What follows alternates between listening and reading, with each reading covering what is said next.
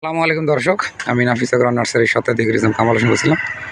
দর্শক, আপনাদের আজকে যে ভিডিও দেবো সেটা হলো মানিকগঞ্জের একটা জাত, গ্রিন শাহি পেঁপের একটা জাত।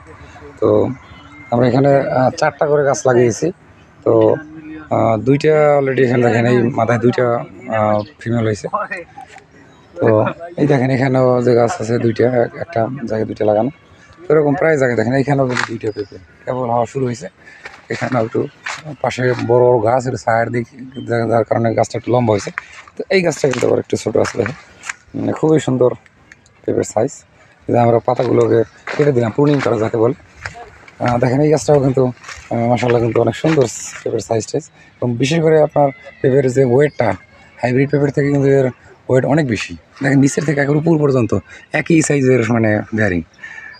তো আর কালারটাও কিন্তু অনেক সুন্দর। আর এই গাছটা কিন্তু সবচেয়ে ভালো একটা গাছ ছিল। দুর্ভাগ্য যে কিছুদিন আগে যে কালবৈশাখীতে গাছটার আগাটা ভেঙে গেছে। আগা ভেঙে যাওয়ার পরও যে ফল যেটা ভাঙার আগে সেটিং হয়েছিল সেটা কিন্তু এখনও আছে। তো আমাদের এই যে সাইফুল ভাই হাতে কাছে নিয়ে দাঁড়িয়ে আছে সে প্রুনিংয়ের জন্য। দেখেন এই গাছটাও কিন্তু অনেক সুন্দর। দুইটা গাছ একসাথে পেঁপে হয়েছে। পুরুষ গাছের সংখ্যা খুবই কম। দেখেন এখানেও সে একই অবস্থা, মানে 4টা গাছ লাগানো হয়েছে। তো এক একটায় মানে 2-3টা করে।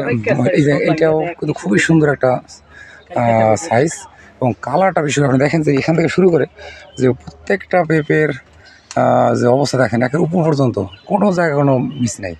অর্থাৎ বোরনের যে ঘাটতি যেটা সেটা নাই, কারণ বোরনের ঘাটতি থাকলে ফুল ফল ঝরে যায়। আসলে এখানে কোনো বোরনের ঘাটতি নাই, ফলগুলো কিন্তু সুন্দর আর খাবারও কম লাগছে। দেখেন প্রায় জায়গায় 2টা করে।